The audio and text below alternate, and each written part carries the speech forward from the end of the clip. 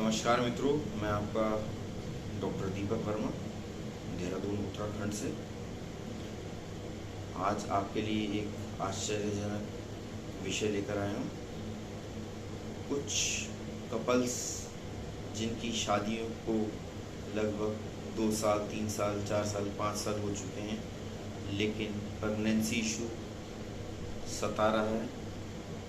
हमने कई जगह टेस्ट कराए, लेकिन उसके उपरांत भी हमें यदि कोई मुकाम हासिल नहीं हो पाता, कोई रिज़ल्ट नहीं मिल पाते, तो घबराने की कोई भी आवश्यकता नहीं है। दरअसल पुरुषों में यदि हम सीमन एनालिसिस अर्थात वीर्य की जांच कराते हैं, तो अधिकांश लोगों को वीर्य की अर्थात सीमन एनालिसिस की रिपोर्ट देखनी तक नहीं आती। और कुछ हमारे भाई बंधु टेस्ट करने के उपरांत पैथोलॉजिकल लैब में बैठे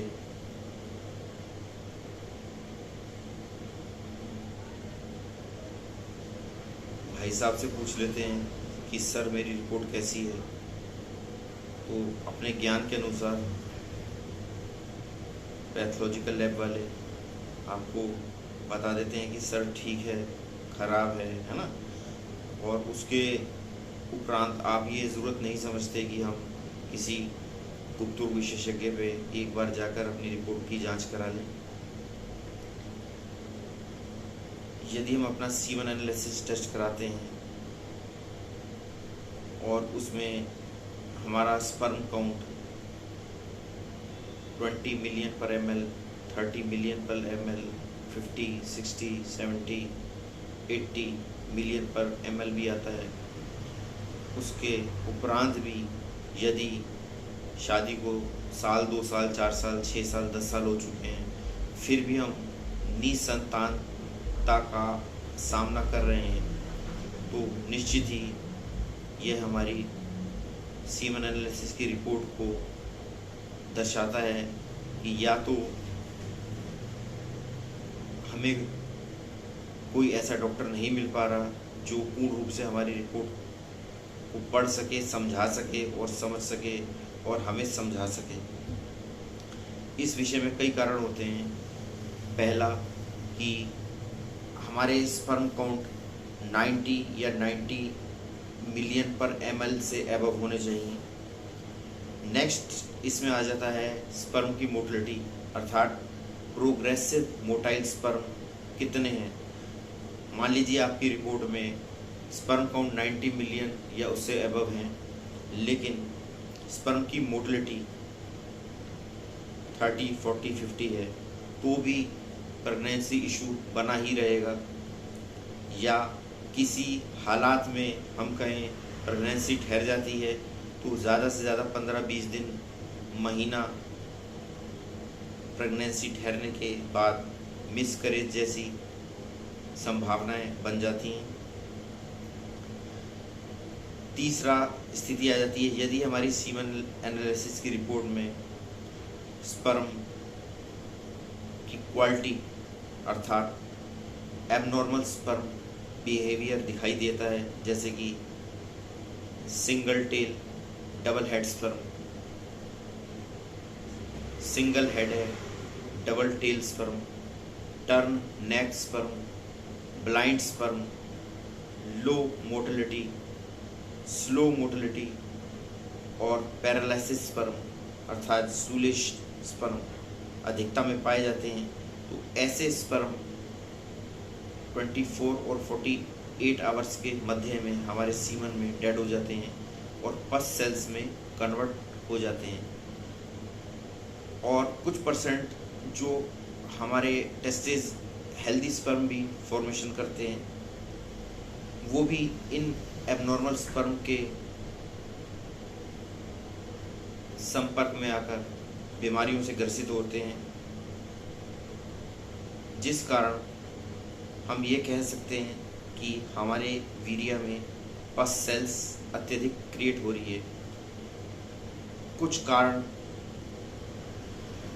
ये भी माना जाता है जिन लोगों को इरेक्टाइल डिसफंक्शन, प्री इजैकुलेशन की समस्या बनी रहती है, उनका मुख्य कारण हमारे वीर्य में एबनॉर्मल स्पर्म अर्थात पस सेल्स का होना भी एक मुख्य कारण माना जाता है।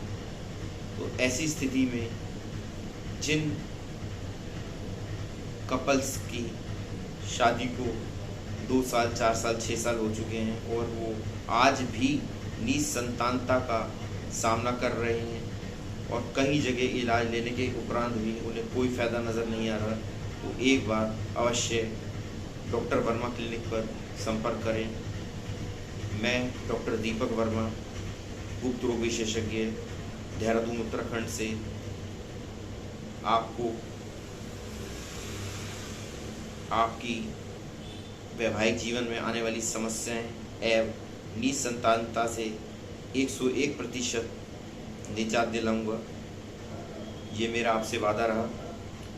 4 से 5 महीने के अंतराल में ही आपकी रिपोर्ट भी क्लियर होगी और आप जिस इशू को लेकर मेरे पास आएंगे निश्चित ही उसमें आपको कामयाबी मिलेगी। धन्यवाद। मेरा मोबाइल नंबर 9358802500। कृपया एक बार अवश्य संपर्क करें। ऐसा नहीं है कि इलाज संभव नहीं है। इलाज को समझने वाला, इलाज को समझाने वाला आपकी रिपोर्ट को पूर्ण रूप से जांच परख करके आपका उपचार करने वाला होना चाहिए। ऐसा नहीं है कि इलाज संभव नहीं है। यहाँ तक कि कुछ पेशेंट्स का एजोस्पर्मिया यदि रिपोर्ट में दिखाई दिया जाता है उसका भी इलाज संभव है, तो घबराएं नहीं।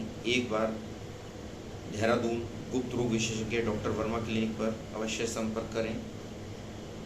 हमारा क्लिनिक THDC कॉलोनी निकट महंत इंद्रेश हॉस्पिटल, सूरज ज्वेलर्स लैंडमार्क स्थित। एक बार आप मेरा मोबाइल नंबर पुनः नोट कर सकते हैं 9358802500 व 8057699454 पर संपर्क करें। धन्यवाद।